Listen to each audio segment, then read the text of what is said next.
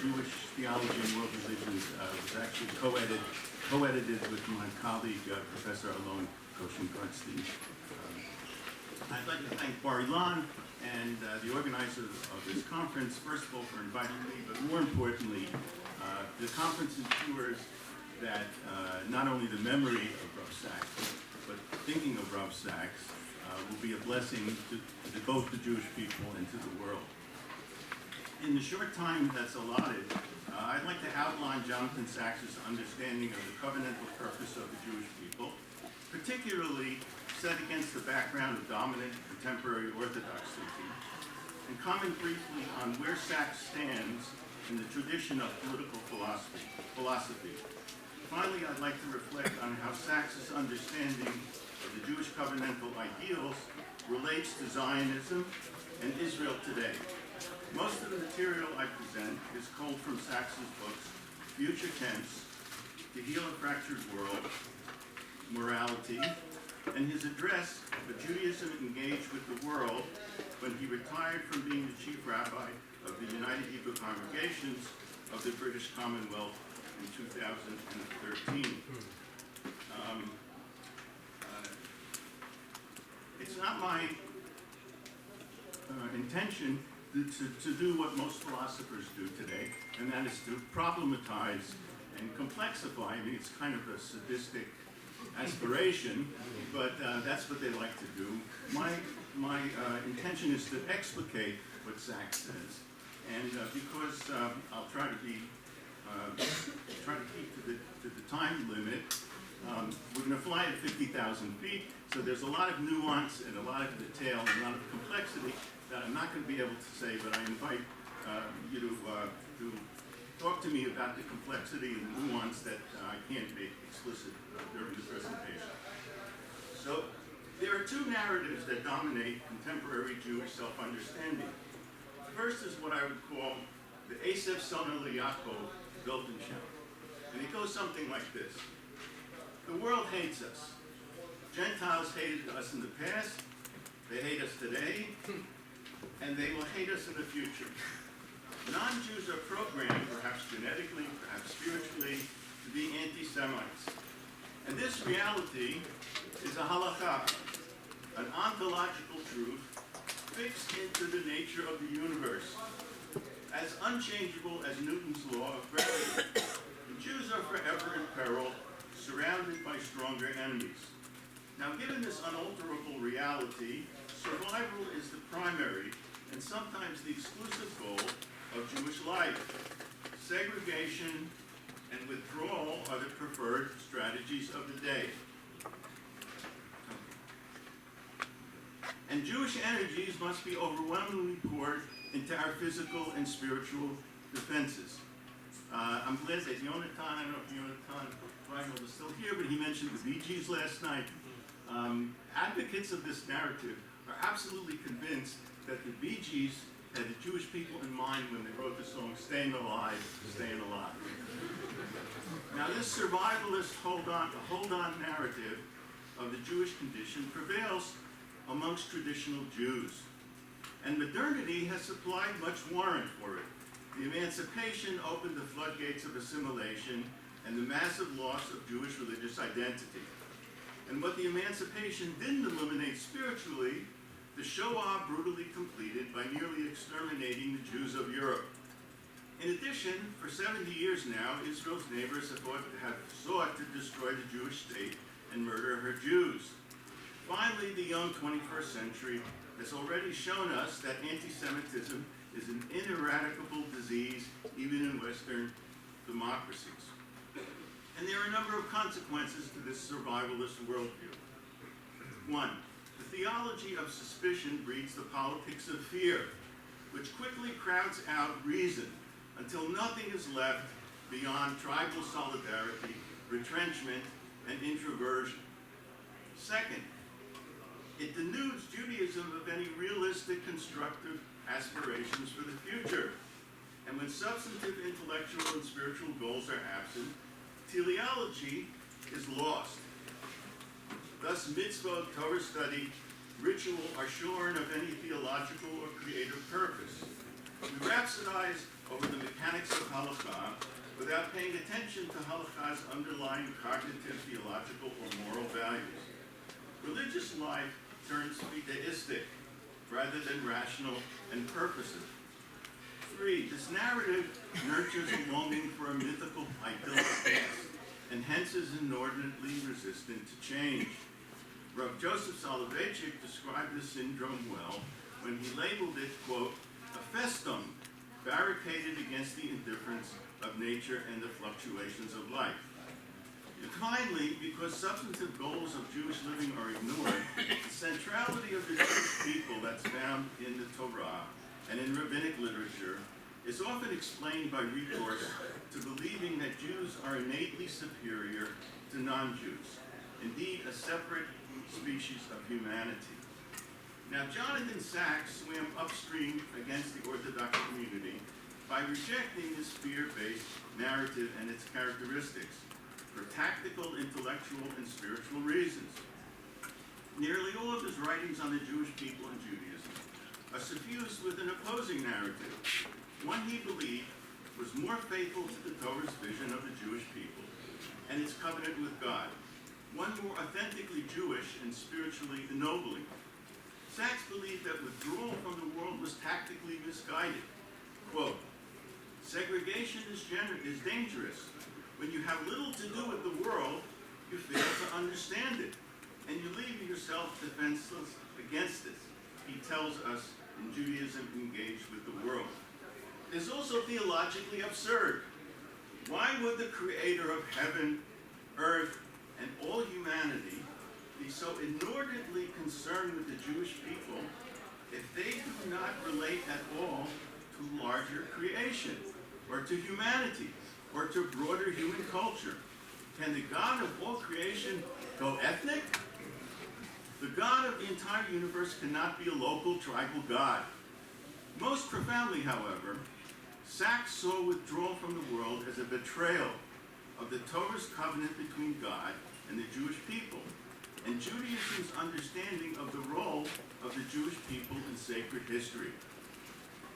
He reminded us that the Jewish people as, quote, people that dwells apart, not reckoned among the nations, is not a blessing, but a curse, uttered by one of Israel's foremost enemies. The Torah's vision is more correctly found in Bereshit, in Genesis, at the very birth of the Jewish people. Quote, be a blessing. Through you, all the families of the earth will be blessed. Now, this requires relationship with the world and an effort to influence humanity.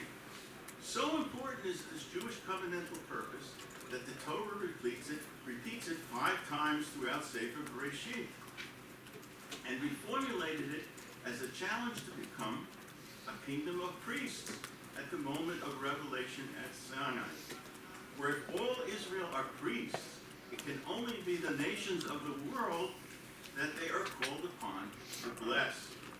And of course, this covenantal destiny runs through so much of our prophetic literature, where Israel is called to be a light to the nations.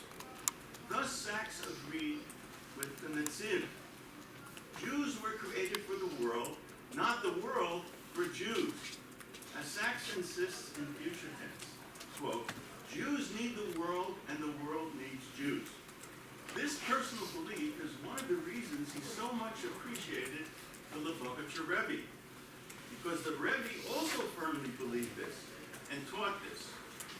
Now, this goal-oriented striving for redemption is the pristine original biblical Jewish theological sacred narrative. And despite our often dark history, Sacks taught that Jews must reclaim this authentic orientation from our religious lives and theology. We are called upon to be agents of blessings to the nations over the course of history. God's love of Israel, God's focus on Israel, derives from this overarching covenantal purpose. We are asked to be God's primary conduits of blessing to all God's human creatures. And Sacks is clear about the nature of this blessing that we are bidden to effect. It is constituted in the knowledge of a caring God who transcends nature, and in the ideal society where human life flourishes because persons are committed to live according to the covenantal values of tzedek as justice, mishpat as the rule of law, rachamim and chesed as empathy and compassion, and arivut as collective social responsibility. Jewish participation in this divine project is the most profound meaning of being the Kadesh Shem Shemayim. In, I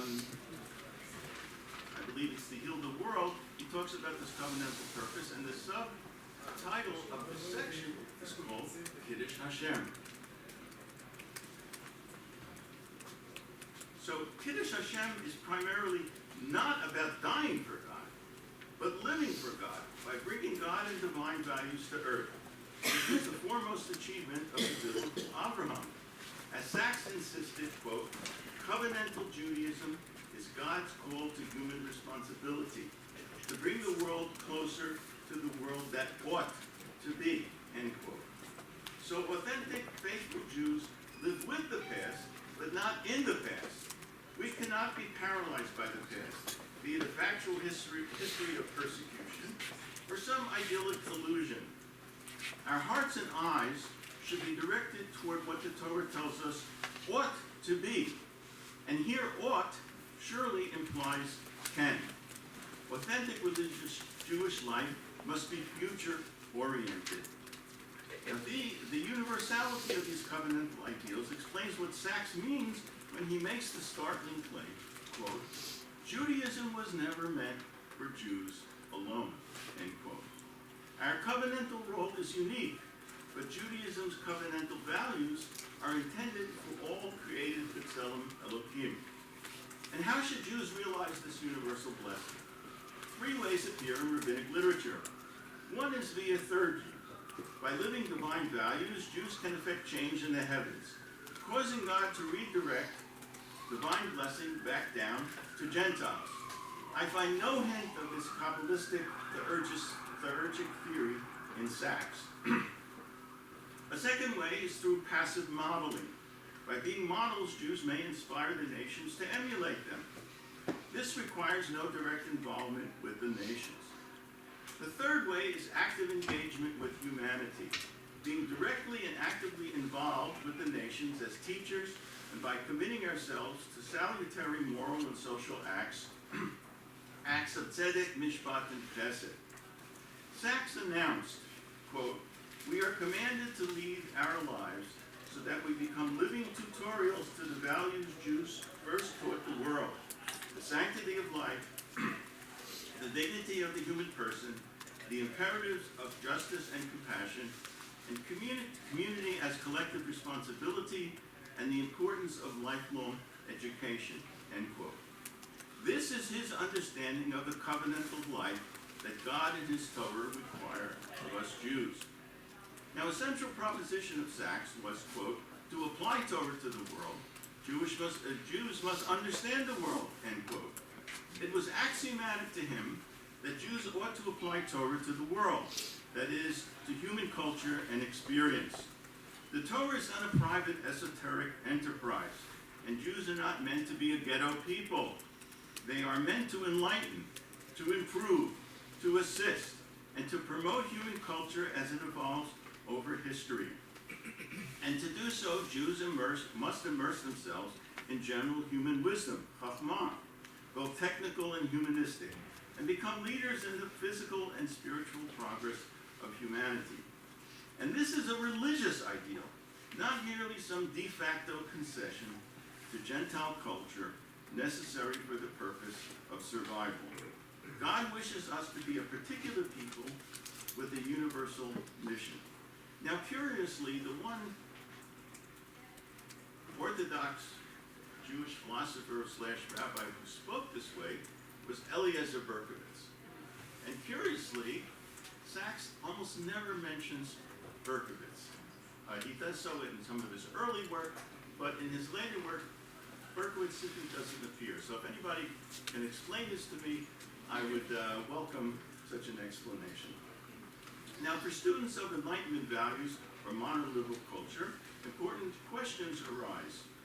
One, how different is Sachs's covenantal Judaism from the thin, desiccated, and now nearly theological theologically barren social gospel of liberal Protestantism, or from the Enlightenment's assimilationist secularism? And given this universalist engagement with the world, how will Jews retain their distinctive identity? These questions deserve sustained analysis, but for now I offer three brief observations. One, Sachs gave this vision heft and credibility by his innumerable references and allusions to Jewish texts and traditions. Two, as we heard earlier, he rejected Enlightenment individualism for a more communitarian understanding of identity and ethics.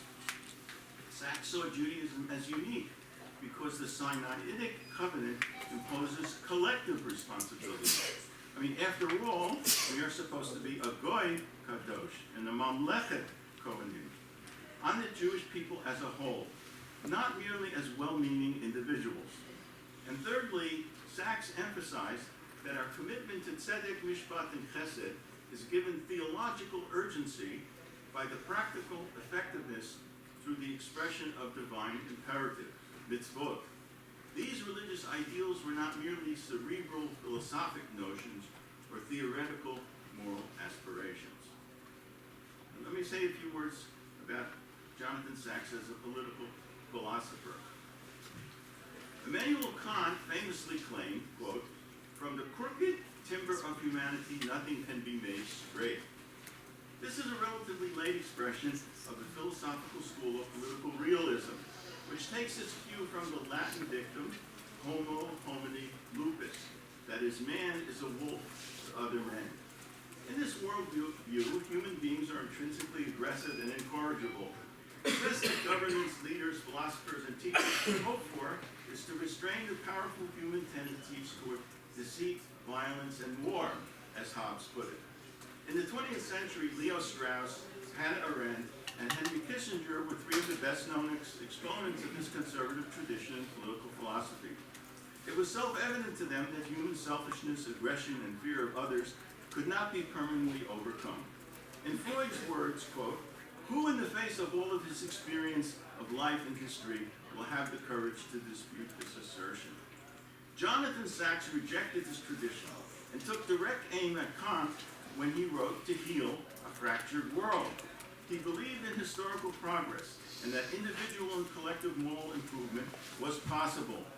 He was convinced that the fundamental theological imperative of the Jewish people is to be leaders, teachers, and agents who bring about this moral and social progress over history. So, quote, "In the face of all experience of life and history, this belief was Jonathan Sachs' deepest act of faith." Sachs was squarely in the tradition of political idealism. He was no naive nor foolish romantic. I would call him a sober, rational messianist. He was deeply conscious of war, power, aggression, and violence as facts of the human experience, particularly when it was directed against Jews. He wrote and spoke frequently about anti-Semitism. He devoted chapters of his books to it and spent generous energies fighting it. If you want to see one of Jonathan Sachs' finest moments, watch his address to the European Parliament about the metastasizing cancer of anti-Semitism careening through Europe and the obligation to fight it. It's available on YouTube. In sum, Sachs very well understood the threat to our people. He just refused to make a religion of it.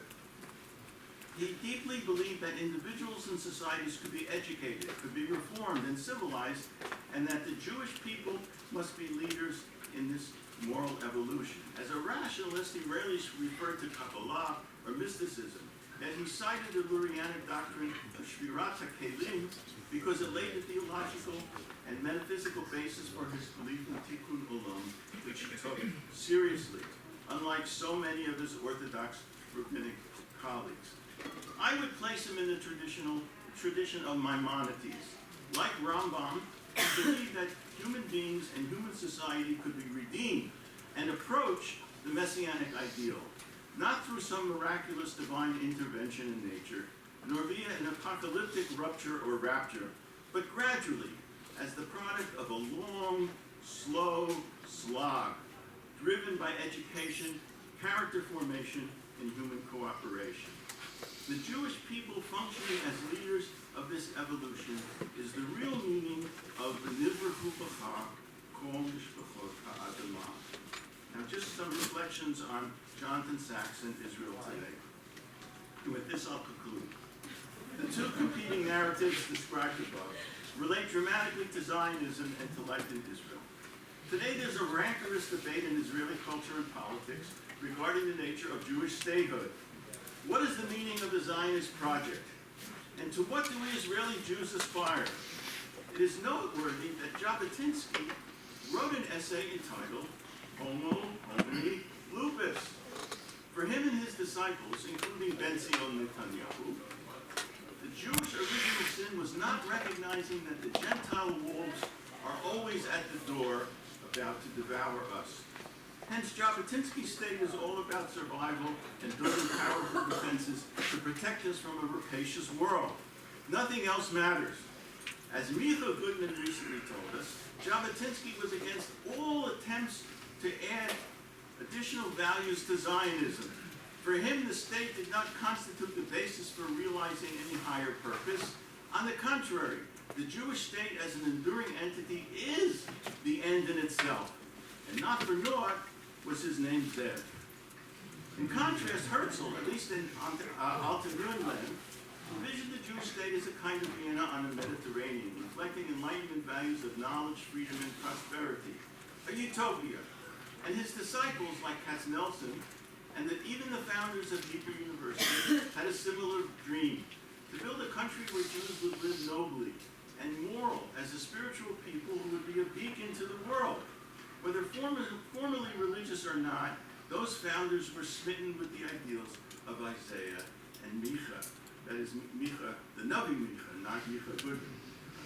One need only go to Hebrew University and read the signage that tells of the vision of that institution. It was to build a light unto the nations. And today, Bar-Ilan reflects many of these values. In a variation on the theme, Rav Kook also saw the Jewish state this way. He spoke of Jewish holiness and spiritual perfection that the state would radiate to the nations, being a model and stimulus for the theological and moral development of humanity. So the debate rages on, particularly today. Should Israelis just turn inward and reject mathematics, modernity, and general human wisdom, the way a large segment of our populace lives? Should Israel barricade itself against all non-Jews and be only a refuge from our enemies, real or manufactured? A polity where power and domination rule, where survival and security supersede everything else? Or is there a higher telos to the state, one that lives side by side with our security? Can Israel reflect the covenantal values of tzedek, mishpat, rachamim, and arivut, and safeguard the rights of minorities as the belief in Shalom Elohim demands? Can Israel be the harbinger of freedom, tolerance, and democracy in the Middle East? Should Israel strive to say something to the family of nations and advance universal human flourishing? In other words, can we help the process of turning Homo homini lupus into Homo homini deus? Not just to ourselves, as Thomas Hobbes thought, but to all nations, as Isaiah, Maimonides, and Jonathan Sacks insisted was possible. If survival and power is our sole paradigm, Israel may avoid becoming a failed state, but it will likely not avoid becoming yet another Philistine state in our neighborhood. Do we accept the covenantal mission that Jonathan Sacks was so committed to? Or will we opt to turn our backs on the world and human culture, forsaking the biblical challenge and becoming Kachol HaGoyim? This fateful choice is before us as a people, and most urgently as a Jewish state. And the Jewish future will be determined by how we answer this transcendent question. Thank you.